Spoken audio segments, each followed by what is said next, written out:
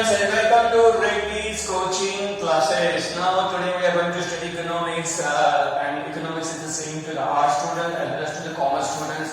Okay, जो economics जो है वो आर्ट्स के लिए और कॉमर्स के दोनों स्ट्रीम के लिए सेम ही है, कुछ फर्क नहीं है। बहुत सारे आर्ट्स वाले समझते हैं कि हमारा इकोनॉमिक्स कॉमर्स से हायर लेवल का है, कॉमर्स वाले समझते हैं कि हमारा इकोनॉमिक्स आर्ट्स से कुछ अलग है, लेकिन no, there is no difference between the whatever this subject is not totally differentiated due to the various other streams. So today we are going to study chapter number 1, that is nothing but an introduction to micro and macro economics. आज हम लोग पढ़ते जा रहे हैं, क्या पढ़ते जा रहे हैं? Micro and macro economics. अभी ये बहुत इंपॉर्टेंट चैप्टर है, this is the most important chapter, even though it is introduction. भले ये इंट्रोडक्शन लग रहा है सबको, लेकिन ये वैसा नहीं है। It is not just introductory chapter, even though it starts with introduction. Here it is not just introductory chapter, but it is the most important chapter and it comes in the exam for 10 marks. 10 mark के लिए आता है। कितने marks के लिए आता है? 10 marks के लिए आता है। हम लोग पढ़ेंगे ऐसा स्टार्टिंग में बहुत सारे बच्चे, मैंने कल भी बताया था आपको शायद, और सर ने भी बताया रहेगा कि बहुत सारे बुक्स अवेलेबल नहीं ड्यू टू लॉकडाउन, और अपना विराट तो रेड जोन में है, और महाराष्ट्र जैसे रेड जोन में है, तो obviously books are not available, so you can download it from ई-बाल Bharti से बहुत सारे लोगों, बहुत सारे स्टूडेंट्स ने बुक्स डाउनलोड किए हैं। जिन्होंने डाउनलोड नहीं किए हैं, बराबर, उनको हमारे रेड्डी सर क्या करेंगे, लिंक भेज देंगे, या आप अपने दोस्तों से भी लिंक मंगवा सकते हैं, या ई-बाल भारती पे जाके आप बुक्स डाउनलोड कर सकते हैं। So okay, now chapter number 1, introduction to micro and macro economics. Economics तो सबको मालूम है, introduction what also you know very well, but what do you mean by micro and macro? ये माइक्रो और macro क्या है, ये क्या है माजरा, बराबर, जरा कंफ्यूज हो जाएंगे। अभी ये आपने माइक्रो तो बहुत बार सुना रहेगा, स्पेशली साइंस में, 9th और 10th में साइंस में आपने माइक्रो ये वर्ड बहुत बार सुना रहेगा, बहुत बार अपने कान के ऊपर गया रहेगा, लेकिन मैक्रो पहली बार पढ़ रहे हैं, चलेगा, no problem, we will study deeply. Now micro का मतलब माइक्रोज, क्या बोलेंगे? माइक्रो का मतलब माइक्रोज। ये ग्रीक वर्ड से आया है, किससे आया है? Greek word. ग्रीक वर्ड कौन सा था? माइक्रोज। इंग्लिश वर्ड क्या आ गया? माइक्रो। माइक्रो। अभी मैक्रो है, उसका ग्रीक वर्ड क्या है? मैक्रोज। मैक्रोज ये ग्रीक वर्ड था और उसका इंग्लिश वर्ड आ गया है मैक्रो। इंग्लिश जो लैंग्वेज है वो एक्चुअली पहले डेवलप नहीं हुई थी, बल्कि इंग्लिश क्या है, is a mixture of various languages, मतलब various European languages as well as Latin language. Now Ragnar Frisch first used the term microeconomics. अभी तुम लोग बोलेंगे ये माइक्रो क्या है, मैक्रो क्या है? माइक्रो यानी large, small level, microscopic study, इसको बोलते हैं माइक्रोस्कोपिक स्टडी, और मैक्रो यानी लार्ज लेवल। माइक्रो यानी स्मॉल लेवल, क्या बोलेंगे, यहाँ लिखा भी है मैंने, स्मॉल लेवल पे, और मैक्रो यानी क्या? लार्ज लेवल पे। किसके ऊपर? लार्ज लेवल पे। अभी micro means micro is derived from the Greek word micros, while macro is derived from the Greek word macros. So Ragnar Fleisch was also the famous economist, and he got Nobel Prize in economics, and he first used the word or coined the term known as microeconomics. उसने पहली बार microeconomics ये word use किया। Microeconomics क्या होती है? Study of the aggregate economy. अगर तुम लोग बोलेंगे एग्रीगेट इकोनॉमी क्या है? एग्रीगेट यानी टोटल, एग्रीगेट यानी क्या? टोटल। ये मैथ्स का वर्ड है, aggregate is derived from the maths. Okay, so study of the aggregate economy. Aggregate यानी क्या बोलेंगे? टोटल। सो माइक्रो इकोनॉमिक्स पे किसकी स्टडी होती है? टोटल इकोनॉमी की। जैसे इंडिया है, बराबर, इंडिया कितना बड़ा देश है? 7th लार्जेस्ट कंट्री, जीडीपी में शायद 4th या 5th लार्जेस्ट है, बराबर, डोमेस्टिक प्रोडक्ट में, इनकम में हम लोग क्या है, दुनिया में पूरे 4th या 5th लार्जेस्ट है। तो हम लोग जब पूरी इंडिया की स्टडी करेंगे, इंडिया की इकोनॉमी की स्टडी करेंगे, तो हम लोग क्या बोलेंगे उसको? Macro economics. लेकिन समझो वसई विहार है, बराबर, वसई विहार म्युनिसिपल कॉर्पोरेशन या वसई सब हम लोग बोलेंगे पालघर डिस्ट्रिक्ट की पढ़ाई कर रहे हैं, वहाँ की इकोनॉमी की हालत क्या है, वहाँ कौन सी इंडस्ट्रीज है, कौन सी कंपनी है, वहाँ म्युनिसिपल कॉर्पोरेशन को, डिस्ट्रिक्ट को इनकम कैसे आ रहा है, बराबर, तो उसको बोलेंगे माइक्रो। इसको क्या बोलेंगे माइक्रो, क्योंकि स्मॉल लेवल पे भी लोग पढ़ाई कर रहे हो, लार्ज लेवल पे नहीं। इंडिया क्या है, if you are studying economics on a large level then it is a macro economics. When you are studying on the particular part of the economy और particular sector of the economy और particular region of the economy then it is on micro level, और छोटा level हो गया, क्या हो गया, छोटा level. So micro means small और macro means large. Micro means small और मैक्रो मींस लार्ज। अभी रैगनर फ्राइज जो था वो एक इकोनॉमिस्ट, फेमस इकोनॉमिस्ट है, उसने बहुत सारी थ्योरीज लिखी इकोनॉमिक्स में और उसको नोबेल प्राइज भी मिला है इकोनॉमिक्स में। उसने पहली बार ये माइक्रो इकोनॉमिक्स ये वर्ड यूज किया, मैक्रो नहीं माइक्रो। सो माइक्रो इकोनॉमिक्स का मतलब क्या, study of the aggregate economy. Aggregate यानी टोटल इकोनॉमी, टोटल इकोनॉमी में each and every sector, each and every primary sector, secondary sector, quaternary sector, tertiary sector, सब sector इसमें study की जाते हैं। पूरे इकोनॉमी की स्टडी जो होती है तो मैक्रो लेवल पे होती है, लेकिन मैक्रो लेवल पे क्या होता है, बड़े लेवल पे, और माइक्रो लेवल पे स्मॉल लेवल पे। एक सेक्टर लेंगे, कौन सा सेक्टर लेंगे, सब लोग एग्जाम सिंपल है, जैसे टेलीकम्युनिकेशन सेक्टर। अभी टेलीकम्युनिकेशन सेक्टर में हम लोग सिर्फ उसकी पढ़ाई करेंगे कि टेलीकम्युनिकेशन सेक्टर में अभी जैसे मोबाइल आता है, टेलीकम्युनिकेशन सेक्टर में क्या आता है, मोबाइल्स आते हैं, तो कितने मोबाइल्स बिके, बराबर कितने मोबाइल एक्सपोर्ट हुए, कितने मोबाइल इंपोर्ट हुए, मोबाइल कंपनीज को कितना फायदा हुआ, उससे कंट्री को कितना रेवेन्यू मिला, ये एक सेक्टर स्टडी हो गई। तो इसको हम लोग बोलेंगे माइक्रो इकोनॉमिक्स। क्यों माइक्रो इकोनॉमिक्स, क्योंकि हम लोग सिर्फ एक ही सेक्टर की स्टडी कर रहे हैं, एक ही सेक्टर के ऊपर ध्यान दे रहे हैं, वो भी छोटे लेवल पे। क्या बोलेंगे, छोटे लेवल पे। But when you are studying the economy on a bigger level, क्या बोलेंगे, बिगर लेवल, उसको बोलेंगे मैक्रो इकोनॉमिक्स। उसको माइक्रो नहीं बोलेंगे, क्या बोलेंगे, मैक्रो इकोनॉमिक्स। अभी हम लोग आगे बढ़ते हैं। Micro economics and macro economics are the two main branches of modern economics. Modern economics में माइक्रो और मैक्रो ये दोनों इंपॉर्टेंट है। ऐसे नहीं सिर्फ माइक्रो लेवल पे पढ़ेंगे, छोटे लेवल पे पढ़ेंगे, ऐसा नहीं चलेगा, बल्कि मैक्रो यानी लार्ज लेवल पे भी हमें पढ़ना है। तो दोनों इकोनॉमिक्स के ही ब्रांच है, दोनों की स्टडी कंपल्सरी है, पढ़ना जरूरी है। नाउ द टर्म, ये तो आप मैंने बता दिया है। अभी आगे हम लोग बढ़ते जाएंगे। देखो मीनिंग ऑफ माइक्रो इकोनॉमिक्स। अभी माइक्रो का मतलब क्या, पहले हम लोग स्टार्ट करेंगे माइक्रो से, बाद में हम लोग मैक्रो के बारे में देखेंगे। सो micro means a small part of a thing. आपने देखा रहेगा जब आप स्कूल में थे 9th 10th में और आप लैब में जाते थे, इधर साइंस लैब में, और कभी आपको माइक्रोस्कोप में स्पेशली बायोलॉजी का क्लास होता था, बायोलॉजी का लेक्चर होता था और बायोलॉजी का एक्सपेरिमेंट होता था, तभी आपको लैब में लेके जाते थे और फिर आप किस में से देखते थे, माइक्रोस्कोप से, बराबर। तो वैसे ही है। So is a small part of a thing. Microscope किसके लिए हम लोग यूज करते हैं, बल्कि छोटी छोटे जो वायरसेस हैं, बैक्टीरिया है, बराबर, एकदम छोटी छोटी चीजें हमको देखने के लिए। वैसे ही माइक्रो इकोनॉमिक्स तो छोटे लेवल पे, बहुत छोटे लेवल पे है। Now micro economic that deals with a small part of the national economy.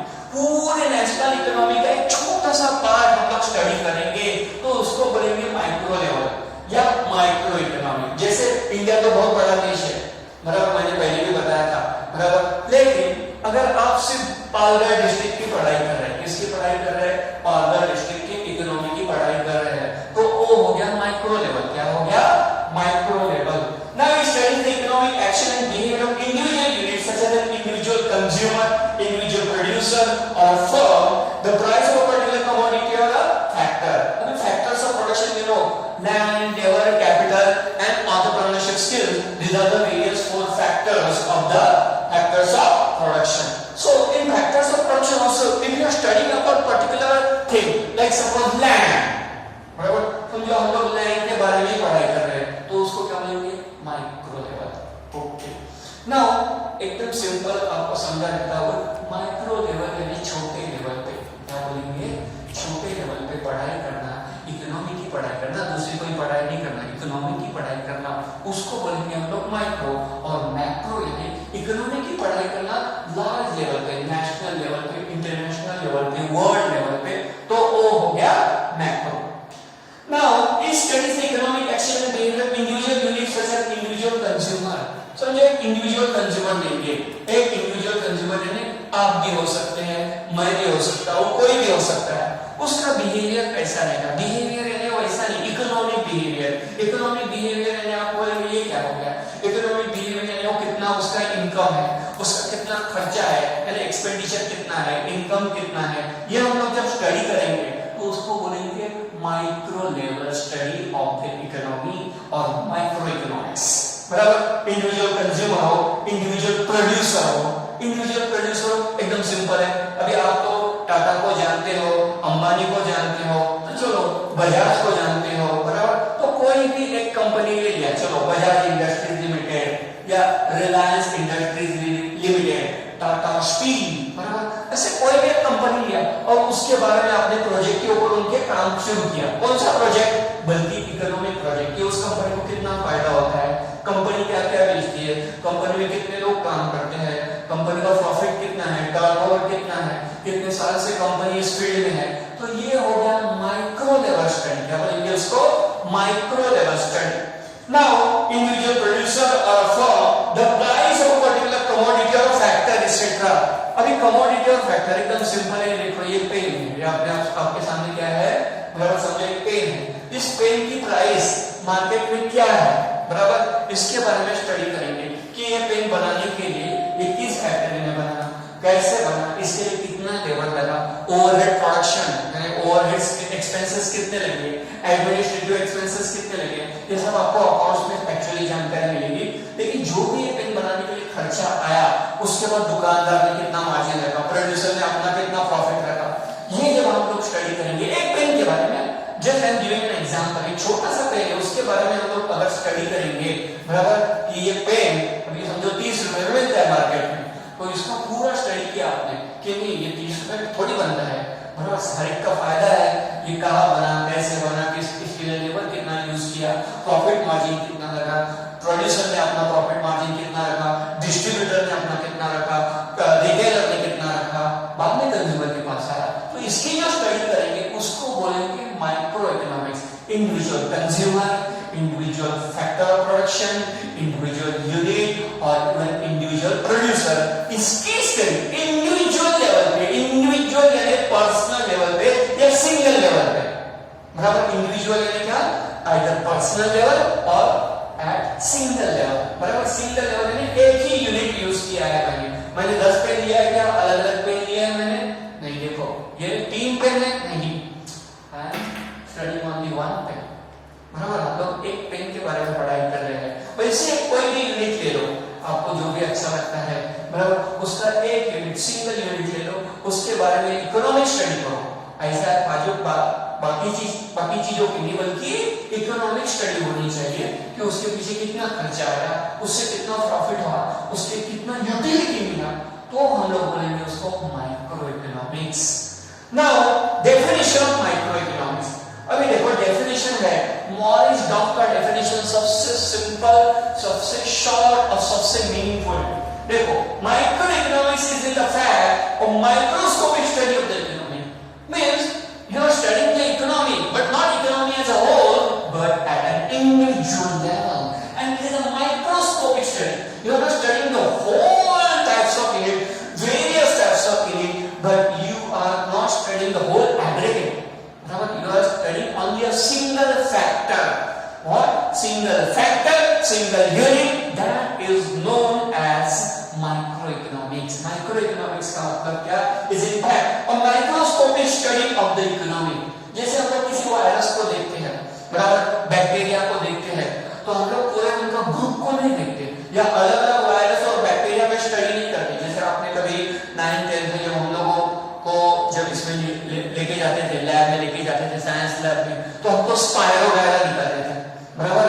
अभी स्पायरोगायरा यानी हम लोग माइक्रोस्कोप में सिर्फ स्पायरोगायरा ही देखेंगे, बाकी दूसरी चीजें नहीं देखेंगे, तो उसको बोलेंगे माइक्रोस्कोपिक स्टडी।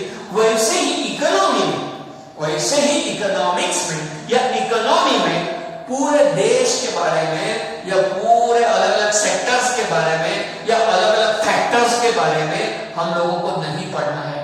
एक ही सिंगल यूनिट उठाओ, एक ही सिंगल चीज उठाओ, उसकी पढ़ाई करो और उसका आप क्या करो, कंक्लूजन लाओ, और हो गया microscopic study of the economy, और उसको बोलेंगे हम लोग माइक्रो इकोनॉमिक्स, उसको बोलेंगे क्या? Micro economics. So micro economics is in fact a microscopic study of the economy. Microscopic study of the economy means small level, very small level, not just small level but very small level. You may call it a tiny. उसको हम लोग बोलेंगे एकदम छोटा. tiny यानी क्या बोलते हैं? small से भी छोटा. So देखो बहुत सारे डेफिनेशन है, लेकिन हम लोग उतने डेफिनेशन नहीं पढ़ेंगे, उतने डेफिनेशन एग्जाम में नहीं आते. देखो वहां एक मैप दिया है, छोटा सा ट्री डायग्राम जैसा दिया है, स्कोप ऑफ माइक्रो इकोनॉमिक्स. अभी तुम लोग बोलेंगे ये माइक्रो इकोनॉमिक्स हमें क्यों बताया गया, हमारे सिलेबस में क्यों इंक्लूड किया गया है, बराबर, बल्कि इसका इंपॉर्टेंस है. क्यों इंपॉर्टेंस है? देखो scope of micro economics. Micro economics का स्कोप क्या है? देखो theory of product pricing. Theory of product pricing. Micro economics क्यों इंपॉर्टेंट होता है? कोई भी प्रोडक्ट हो, जैसे मैंने बोला ये पेन है, उसका प्राइस, उसकी कीमत कैसे हम लोग चार्ज करें, ये प्रोड्यूसर को तय करना पड़ता है. किसको तय करना पड़ता है? प्रोड्यूसर को तय करना पड़ता है. तो कैसे करेगा? माइक्रो इकोनॉमिक्स स्टडी करके, बराबर, माइक्रो इकोनॉमिक स्टडी करते हैं. सो थ्योरी ऑफ प्रोडक्ट प्राइसिंग इसमें से यानी उसमें डिमांड एनालिसिस, सप्लाई एनालिसिस. तो डिमांड जो हम लोग पढ़े हैं, डिमांड एंड सप्लाई, 11th में भी आप पढ़े हैं डिमांड के बारे में, सप्लाई के बारे में. अभी आपको 12th में भी उसके ऊपर बहुत सारा पढ़ना है, आगे की चैप्टर उसके ये डिमांड एनालिसिस, सप्लाई एनालिसिस, बराबर. तो ये डिमांड एनालिसिस, सप्लाई एनालिसिस से भी कहां से आया? माइक्रो इकोनॉमिक्स से. कहां से आया? माइक्रो इकोनॉमिक्स से. Now theory of factor pricing. अभी फैक्टर्स ऑफ प्रोडक्शन कौन से है? लैंड है, बराबर, उसके बाद लेबर है, उसके बाद कौन से है? बल्कि कैपिटल है और एंटरप्रेन्योरशिप स्किल है, बराबर. ये चार फैक्टर्स ऑफ प्रोडक्शन है, 11th में आपने पढ़े हैं. अभी उसके लिए कौन सा प्राइस लगता है? देखो रेंट. रेंट किसके ऊपर लगता है? लैंड के ऊपर. किसके ऊपर? लैंड के ऊपर, जमीन के ऊपर रेंट. रेंट यानी क्या? भाड़ा, बराबर. वेजेस. वेजेस किसके ऊपर लगते हैं? बल्कि लेबर, बराबर. वेजेस किसको देने पड़ते हैं? लेबर को. फिर इंटरेस्ट. इंटरेस्ट किसके ऊपर देना पड़ता है? कैपिटल पे. किसके ऊपर? कैपिटल पे. अब आपको ऐसे लगेगा नहीं लोन पे इंटरेस्ट देना पड़ता है, गलत. वो एक कमर्शियल कॉन्सेप्ट नहीं है, ये इकोनॉमिक्स है, ये याद रखो पहले. सो इंटरेस्ट किसके ऊपर देना पड़ता है? बल्कि कैपिटल पे. उसके बाद प्रॉफिट. प्रॉफिट किसको मिलता है? एंटरप्रेन्योर. एंटरप्रेन्योर यानी एकदम सिंपल लैंग्वेज में बिजनेसमैन जो बिजनेस करता है उसको प्रॉफिट चाहिए. तो ये जो चार फैक्टर्स ऑफ प्रोडक्शन है और उसकी जो प्राइस है, प्राइस कौन सा? यानी उसकी जो कीमत चुकानी पड़ती है. क्या चुकानी पड़ती है? कीमत चुकानी पड़ती है. जैसे हम लोगों ने कोई लैंड खरीदा, लैंड खरीद तो नहीं सकते क्योंकि अभी महंगा है. समझो बॉम्बे में आपको कोई बिजनेस शुरू करना है, बराबर, कोई फैक्ट्री डालनी है, तो लैंड कितनी महंगी पड़ती है. तो ऑब्वियसली फर्स्ट स्टार्ट किससे करते हैं हम लोग? उसको रेंट के ऊपर लेते हैं. तो हम उसको क्या देना पड़ेगा मालिक को? रेंट. Second wages. अभी वहां हम लोग काम के लिए किसी का जो कामगार लोग होते हैं, वर्कर्स लोग होते हैं, उनको बुलाएंगे, तो क्या फोकट पे थोड़ी काम करेंगे, उनको वेजेस देने पड़ेंगे. उसके बाद हम लोगों ने समझो हमारे पास पैसा नहीं है, हम लोगों ने बैंक से पैसा उठाया, किसी दोस्त से पैसा उठाया, मनी लेंडर से पैसा उठाया, बराबर, या कुछ गिरवी रख के पैसा उठाया, तो वो हो गया कैपिटल. वो क्या हो गया? हमारा कैपिटल. और जो भी हम लोगों ने बिजनेस में पैसा लगाया है उसको हम लोग क्या बोलेंगे? कैपिटल. अभी उस कैपिटल पे हमको क्या देना पड़ेगा? इंटरेस्ट. क्या देना पड़ेगा?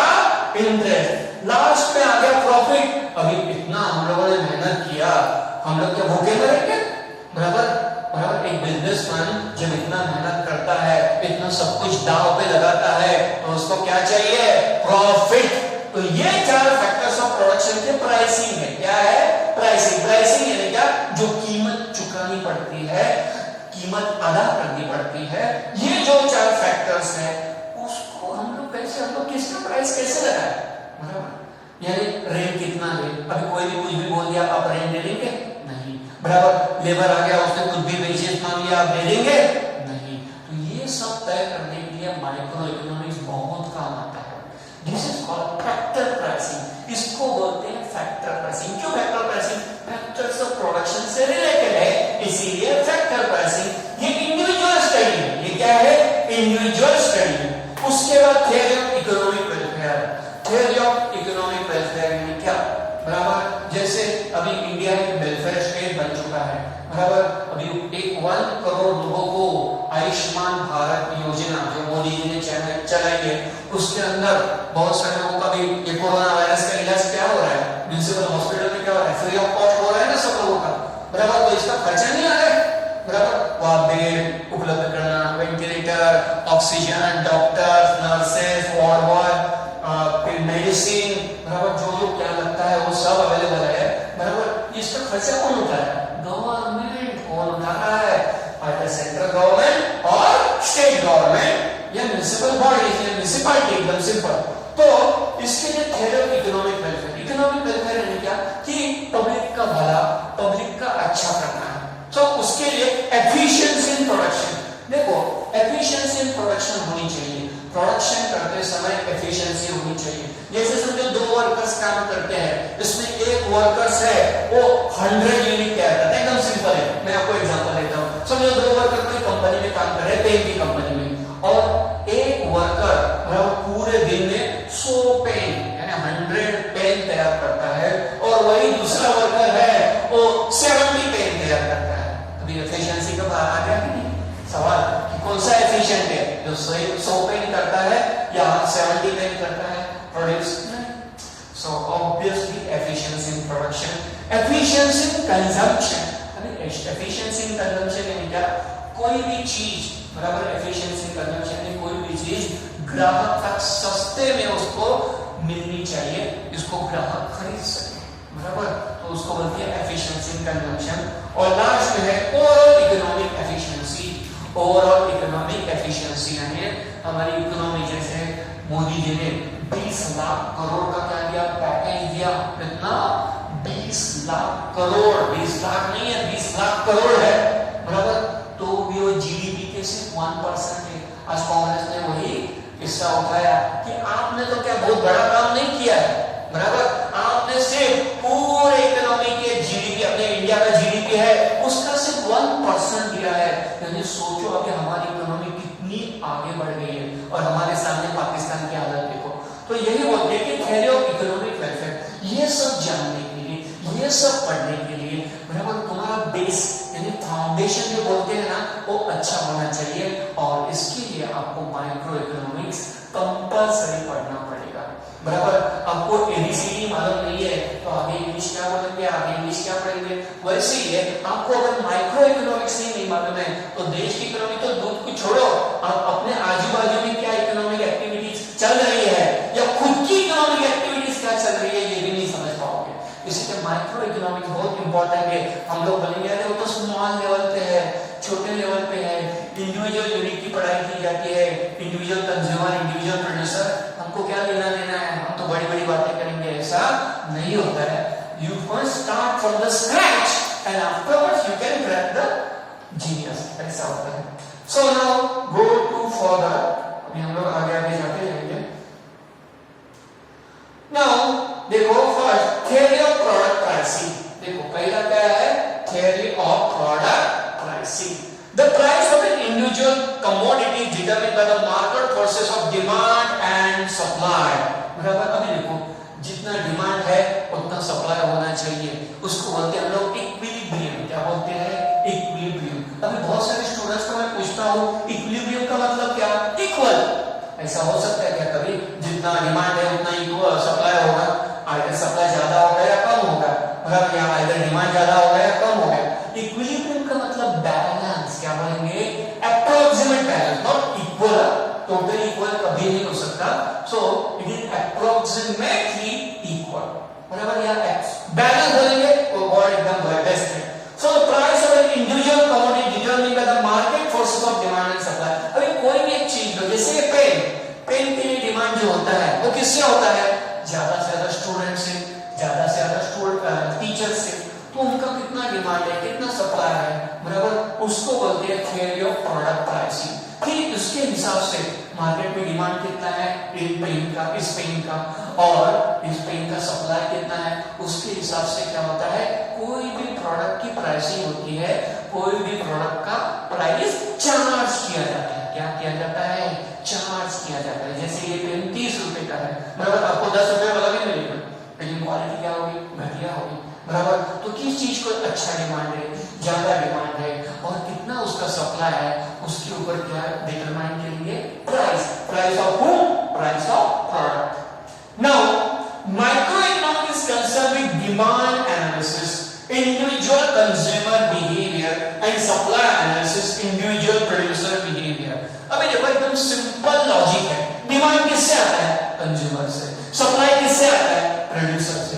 हर एक जन अपना ही फायदा देखता है, बराबर। इंसान क्या है? सेल्फिश है, बराबर। भले वो दूसरे के लिए भी करेगा लेकिन पहले अपना देखेगा। वैसे ही है, कंज्यूमर बोलेगा नहीं मुझे क्या फायदा है, मुझे ये चीज सस्ते में मिल रही है क्या, मुझे ये अच्छी क्वालिटी मिल रही है क्या। प्रोड्यूसर बोलेगा नहीं मुझे तो प्रॉफिट चाहिए, मुझे ज्यादा से ज्यादा प्रॉफिट कैसे मिलेगा। यानी दोनों में खींचा खींची हो जाते हैं। प्रोड्यूसर बोलता है नहीं मुझे प्रॉफिट ज्यादा चाहिए, कंज्यूमर बोलता है नहीं नहीं नहीं मुझे तो ज्यादा से ज्यादा सस्ते में माल चाहिए, वो भी अच्छा चाहिए, दो क्वालिटी चाहिए, बराबर। कौन नहीं चाहेगा? सो ऐसे में बराबर झगड़ा नहीं होना चाहिए, कंफ्लिक्ट नहीं होना चाहिए। इसके लिए ये थियरी ऑफ प्रोडक्ट प्राइसिंग का डेवलपमेंट हुआ। थियरी ऑफ प्रोडक्ट प्राइसिंग में क्या ऐसे प्राइस तय करेंगे, ऐसे प्राइस इस पेन के लिए हम लोग चार्ज करेंगे जिससे कंज्यूमर का भी नुकसान नहीं होगा, प्रोड्यूसर का भी नुकसान नहीं होगा, कंज्यूमर का भी फायदा होगा, प्रोड्यूसर का भी फायदा होगा, बराबर। प्रोड्यूसर को भी ऑप्टिमम प्रॉफिट मिलेगा, उसने जितना एफर्ट्स डाला है उसके हिसाब से उसको प्रॉफिट मिलेगा। कंज्यूमर को भी optimum price, not low price, not low price, optimum price में अच्छे क्वालिटी की चीज बेची जाएगी या वो खरीद सकता है। इसको बोलते हैं थ्योरी ऑफ प्रोडक्ट प्राइसिंग। तो ये थ्योरी ऑफ प्रोडक्ट प्राइसिंग किसका पार्ट है? माइक्रो इकोनॉमिक्स का। इसका पार्ट है माइक्रो इकोनॉमिक्स का। नाउ सेकंड देखो, theory of factor pricing. Theory of factor pricing in microeconomics, land, labor, capital and entrepreneur are the factors that contribute to the production process. Without land, without labor, without capital and without entrepreneur or entrepreneurship skill, how can any manage the factors of production, or how can anybody can produce the things? It's impossible. बराबर। एक businessman अकेला क्या जादू करके कोई नई चीज नहीं बना सकता या नहीं ला सकता, तो उसके लिए क्या चाहिए? लैंड चाहिए, लेबर चाहिए, कैपिटल चाहिए और उसके बाद एंटरप्रेन्योर चाहिए। एंटरप्रेन्योर यानी एकदम सिंपल बिजनेसमैन। क्या बोलेंगे? Businessman. So now the other factor that contribute to the production process, और हर एक का कंट्रीब्यूशन है, बराबर। जैसे लैंड है, लेबर है, कैपिटल है, एंटरप्रेन्योर है, बिजनेसमैन, हर एक का कंट्रीब्यूशन किसके लिए? कोई भी चीज तैयार करने के लिए, कोई भी चीज प्रोड्यूस करने के लिए, बराबर। So microeconomics helps in determining the factor involved for land, labour, capital and entrepreneur in the form of rate, wages, interest and profit respectively. Okay, we will write down this and we will study it in deep manner.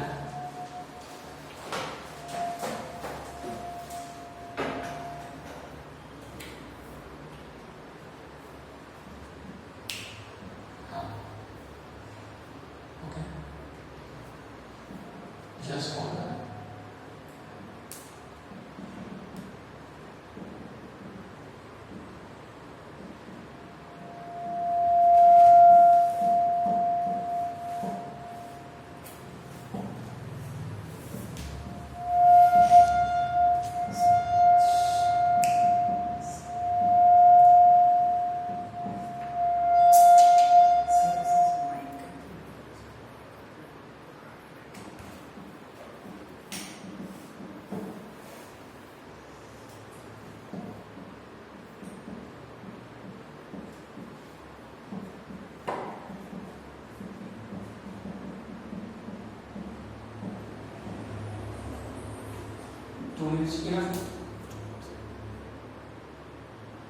Hello?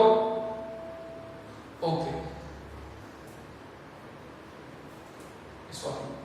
Okay. Now factors and various factor pricing. You can see which are the factors of production. Land, labor, capital, entrepreneur. These are the four main factors of production that you studied in 11th standard. 11th में आपने ये पढ़ा है. Land, labor, capital और entrepreneur ये चार important और main factor of production है जो प्रोडक्शन प्रोसेस में यूज किए जाते हैं। लेकिन इसके लिए हम लोगों को जो कीमत चुकानी पड़ती है, जैसे कोई भी लैंड है उसके लिए हमको क्या देना पड़ेगा? रेंट। क्या देना पड़ेगा? रेंट। अभी यहाँ लैंड बोलेंगे तो हमेशा लैंड यानी जमीन नहीं, कोई जगह भी ले लो, बराबर। आपने कोई शॉप लिया भाड़े पे, वो भी लैंड, ये इकोनॉमिक्स है भाई। ये कोई कॉमर्स का दूसरा कोई क्या बोलते हैं ओसीएम नहीं पढ़ रहे हैं जहाँ लैंड का मतलब जमीन ही होगा। लैंड का मतलब यहाँ कुछ भी होगा, बिल्डिंग भी लैंड में गिनी जाएगी, बराबर। कोई शॉप भी है, गाला भी है, कमर्शियल प्लेस भी है, बराबर। फैक्ट्री का कोई भी जगह है, वो भी किसमें गिना जाएगा, लैंड में। तो वो चीज के लिए अभी अब हम लोग उसको भाड़े पे लेंगे, बराबर, या लीज पे लेंगे, तो हम लोग उसको क्या बोलेंगे, उसको क्या देना पड़ेगा हमको, मालिक को रेंट।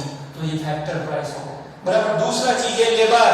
अभी वहां लेबर काम करने के लिए आएगा, क्या हम खुद काम करेंगे, कोई भी बिजनेसमैन खुद काम करेगा नहीं, तो लेबर को क्या देना पड़ेगा, वेजेस। ये फैक्टर प्राइस है किसकी, लेबर की। वेजेस किसकी फैक्टर प्राइस है, लेबर की। अभी कैपिटल, बराबर। अभी बिजनेसमैन कैपिटल यूज कर रहा है, बराबर। Capital is a reward, sorry capital risk है, क्या है, रिस्क है। कैपिटल डूब भी सकता है, पैसा जा भी सकता है। उसने जो भी पैसा लगाया बिजनेसमैन ने, चाहे वो खुद का लगाया हो, बैंक से लोन लिया हो, दोस्तों से उधार लिया हो, इट डजंट मैटर। तो कैपिटल जब वो यूज करता है तो वो चाहता है कि इसके ऊपर मुझे कुछ ना कुछ मिले। या कैपिटल के लिए फैक्टर प्राइस क्या है, इंटरेस्ट, क्या है, इंटरेस्ट। और लास्ट में एंटरप्रेन्योर। मैंने पहले ही कहा था एंटरप्रेन्योर आप जरा कंफ्यूज हो जाते हैं, तो इसके लिए उसको बोलो बिजनेसमैन। क्या बोलेंगे, बिजनेसमैन। अभी बिजनेसमैन हमेशा इतना झंझट कर रहा है, इतना मेहनत ले रहा है, इतना एफर्ट डाल रहा है, तो उसको कुछ ना कुछ मिलना चाहिए। वो क्या है, प्रॉफिट, बराबर। These are the factor prices. उसको ही बोलते हैं थ्योरी ऑफ फैक्टर प्राइसिंग। यानी रेट कैसे डिटरमाइन करेंगे, वेजेस कैसे डिटरमाइन करेंगे, इंटरेस्ट कैसे तय करेंगे, प्रॉफिट कैसे तय करेंगे। तय तो करना पड़ता है ना, प्री प्लान करना पड़ता है, या इसी अंधेर नगरी चौपट वाला चलेगा क्या, नहीं, बराबर।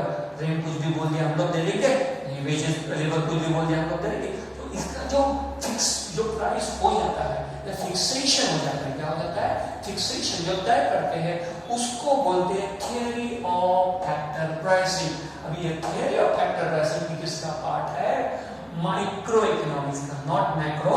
यहाँ मैंने उंगली रखी है, देखो, माइक्रो इकोनॉमिक्स का पार्ट है, क्योंकि हम लोग पहले पढ़ रहे हैं माइक्रो, मैक्रो बाद में बताऊंगा आपको। सो ये सब किसमें थे, इसको बोलते हैं थियरी ऑफ फैक्टर प्राइसिंग, इसको बोलेंगे थियरी ऑफ फैक्टर प्राइसिंग, और इसकी स्टडी कहाँ होती है, माइक्रो इकोनॉमिक्स में। Thank you very much.